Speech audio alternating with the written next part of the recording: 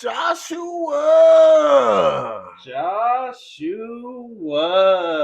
We are back with another anime top tier best video you ever seen video. This is by far probably the hardest video we have ever had to make. Definitely the most painstaking. Just as far as the ranking goes, we are ranking the Bleach captains. So we are ranking the OG 13 from the start of the series, as well as the three replacements from the Blood War arc.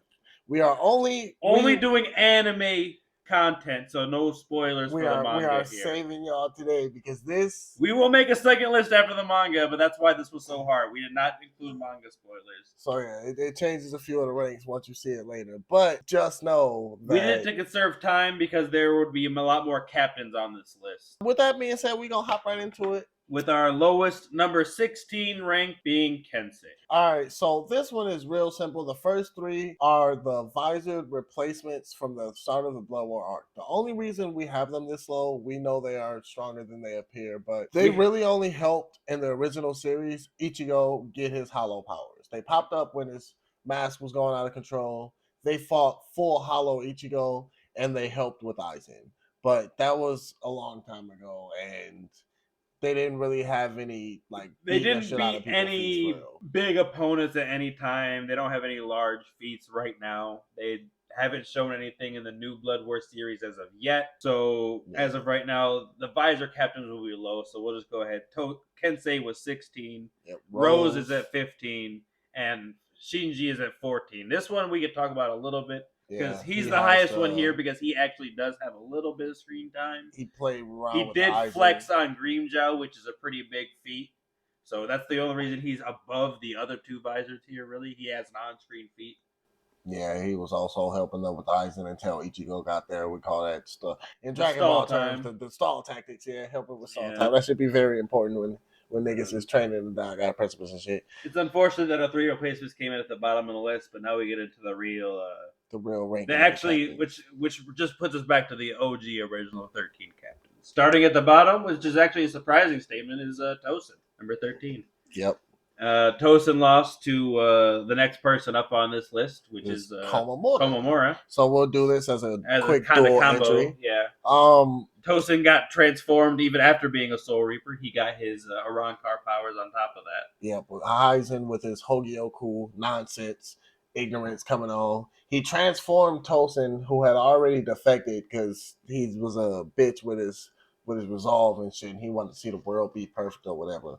And Komamura and Shuhei Hisagi had to take that nigga clean the fuck out, which is the only reason that we put him higher. And Komamura had to have the resolve to do it because Komamura thought of him as a very close friend. So that resolve is also huge. Right above them, we've got the person who took on Badagon, and that is the captain of the stealth force, Soifon. I love Soifon to death. She's cool and all, but the first time she popped up for real, she got bodied by Yoruichi. So that's a neg feat on her. Also, she had to have, as Josh, said, she had to have help taking out Baragon. She did not do it by herself. She had help from not only her vice captain, but also she had to have help from the barrier visor, which is one of the strongest visors of all, which I'm surprised he didn't become a captain. Yeah, he probably didn't want the responsibility or some shit. Probably, but I think 11th place is a pretty solid spot for her. So especially considering number 10 took on an Espada all by himself. Toshiro Hitsugaya coming in at number 10. Yeah, she may have been number 3, but this could have been his perfect stylistic kryptonite if she had been stronger. We see it very many times on Bleach where, going back to Soifon, she double stabbed Aizen in the same spot.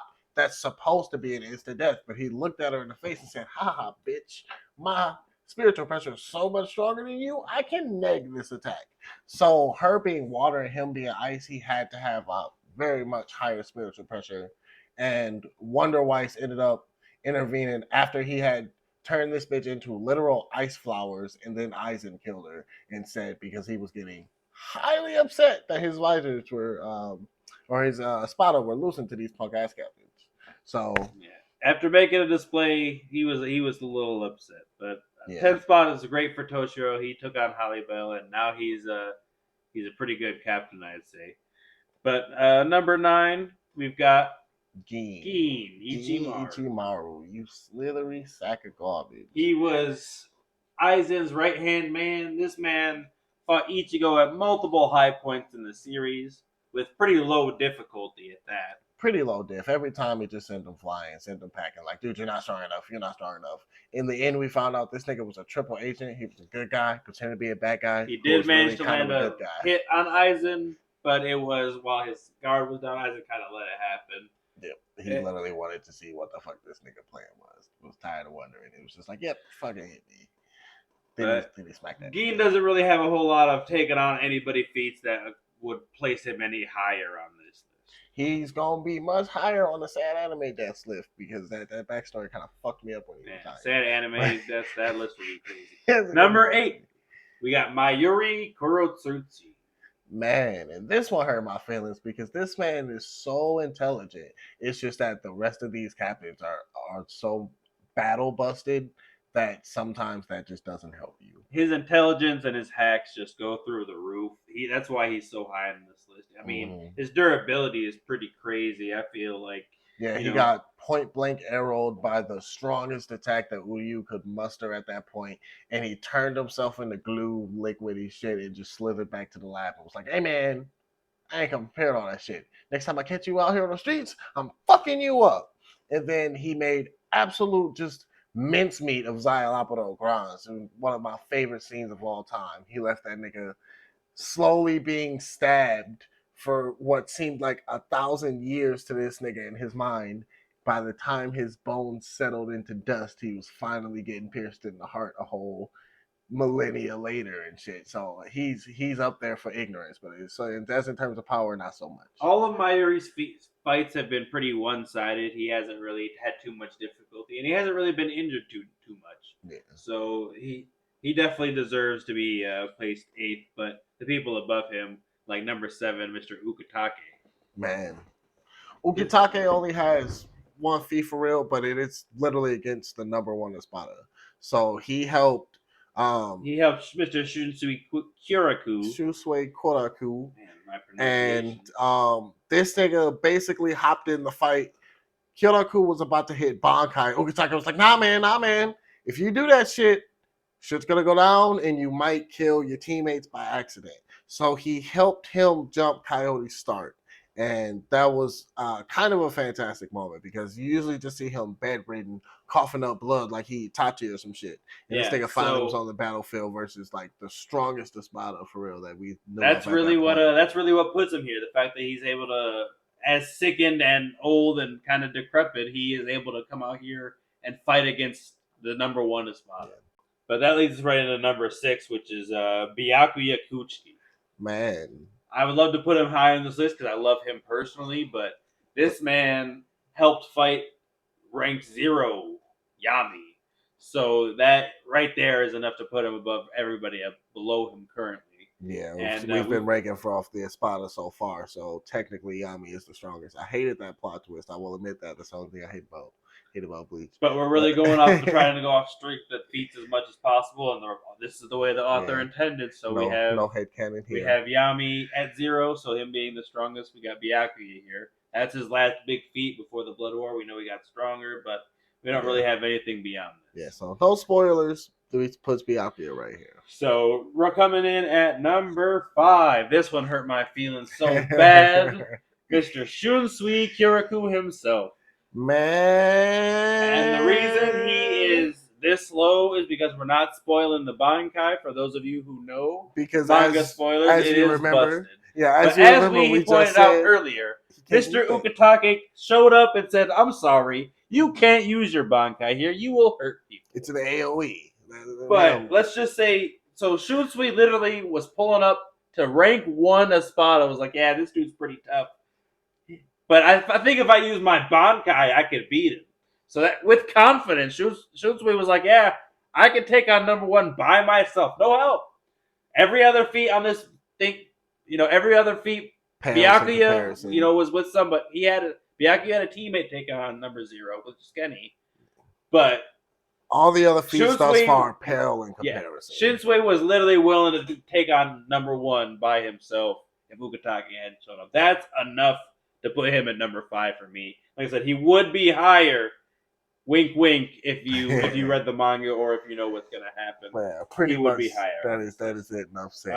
Enough said. Number 4, we got someone who jumped the ranks really highly due to the recent anime, Unohana. Unohana, the original Kenpachi Zaraki. She had absolutely no feats in the original Bleach series. This is her only feat in the series, but she fights Kenpachi Zaraki, who would have already been, we'll say, ranked tied with 6, which was Byakuya. Mm-hmm. So he would have already been really high on this list. And then you find out mid-fight. She kills him over and over and over and just revives him over and over and over. Repeat process, repeat process. Just to find out that he'd been repressing himself as a kid, and she's slowly making him stronger to fulfill his actual full Kenpachi potential. He has been suppressing himself since he was a child. She fought him as a child, and she said that child was much stronger than the current Kenpachi Zaraki. And so what did Kenpachi do? He said, okay, I'm going to become stronger than you right now. And what does he do? He does exactly that. Exactly that. He gets woken up after one of these times and he said, I swear I just died. And he cuts this bitch down. Yep. And then he got sad like a child. And then he got sad. But he has awakened into the Kenpachi that we know and love, who is number 3 on this list. Kenpachi fucking Zaraki. Yes. This man will have eventually a Demon Time entry. Do not worry. This man is on the bullshit every single day of the fucking week. This man will give you the pause. This man is looking for the pause. 25-8. This man will cut you down on sight. He doesn't care who you are, what you are, as long as you are strong. Man. So that takes us to number 2 and number 1. This is a little bit heated and debated. As you notice, we haven't mentioned Aizen and or Yamamoto. Genryusa Shinigami Yamamoto. So this nigga numbers Aizen, 1 and 2 are so debatable that the author had to write a way out of it and leave it to us to try to figure out.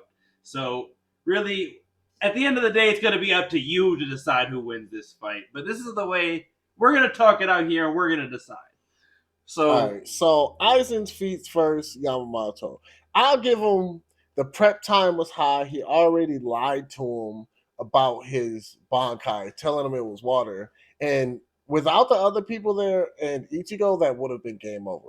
But if these two both had the same amount of prep time and this nigga hadn't seen his fucking Well, that's the thing, because you've already said if you have high enough spiritual pressure, you can negate the negs. So he can't. He can't kill Suigetsu Captain Yama is my theory. That's why he created Wonder Wise. Maybe, because that's my theory anyway. Aizen was so scared to fight Captain Yama, he created Wonder Wise specifically to keep him busy, to weaken him, to drain his spiritual pressure, so then he could then beat him. So I do actually believe that at full strength, he could not Kyoka Suigetsu Captain Yama. So it would actually have to come down to a fight. In which case, that would be a Captain Yama victory, no hands. But that Aizen at that point with the Hogyoku... With the Hogyoku, it becomes a whole different story. But that's when it becomes... That's when it becomes a debate. Power. That's what I'm saying. So now when we get to Hyogoku Aizen, though, versus Captain Yama, we're talking, okay, still... That's still debatable. It's still debatable because you have to think he can obliterate the entire. We've now seen Captain Yama's Bankai. He can disintegrate all 3 universes in what? What does it say? 15. It took him 15 minutes to destroy the Soul Society. Yeah. So and with the collapse of the Soul Society, destroys the other 2 universes collapse. They're all very, very held together, very tight knit, as they have said multiple times. So. But can Aizen last that? Like, Aizen might be able to last that long, and then they all just die. That's what I'm saying. That's what I'm saying. Aizen's going to be a tough fight. So, I mean, it's not... So, it's either A, Aizen cuts him down before 15 minutes, or everybody dies. Do you think Wonder Wise could have sealed his Bankai, though? If he had just straight up gone Bankai there? Do you think Wonder Wise could have sealed that? No, that's tough. I mean, he specifically created Wonder Wise for him, but that's the reason that they wrote it that way because Captain Yama is literally so strong. I mean, look at what he did. He was fighting he a did clone of fuck Yuha, Wonder but that man was pulling out some of the craziest hacks that I've ever fucking seen in my some of the entire craziest life. names you've ever seen for moves you've ever seen. But I mean, we all know fire is an insane power to have already, but this dude has been head captain for 1,000 years. Yep. Not even a captain, but head cap. He has been the leader of the Soul Society for 1,000 years, unmatched. Yeah, he had to have a lot of distractions and a lot of shit going That's what I'm saying. on. Look how long Aizen had to plot to do this. It was not like he did. He came up with it overnight. Was like, oh, I'm gonna do this. This man plotted this shit for a very, very long time. That being said, I feel like if the author hadn't written it out, Aizen could have effectively ended that show right there. Oh, yeah, absolutely. I mean, thank you, Tate Kubo, for writing that out, so we don't have to figure out how that really would have went. That's what I'm saying. Yama could have ended Aizen right there, and it would have been that. The show could have ended the entire series right there, and that could have been that. Yeah. But if we're going in no prep time, 1v1, I'm calling Captain Yama.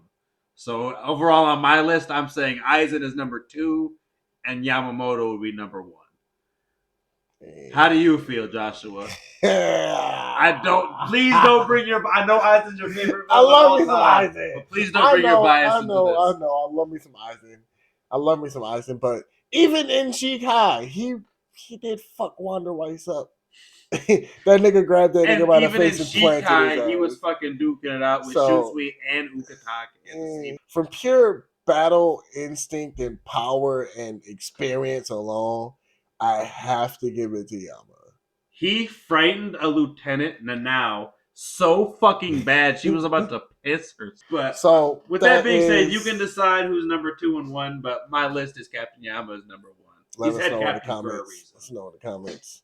So no spoilers this time, you lucky bastards are safe from that. There will be a part 2. There will be a part 2 after the Blood War arc is over. Please like, comment, and subscribe as always. And if you like the video, make sure you like the damn video. Comment and subscribe. We've been getting a lot of views on our last videos, and I thank y'all so much for that. If you made it to this point in the video, give yourself a round of applause. I appreciate y'all. But we need comments and subscribes, man. We need to get these algorithms going.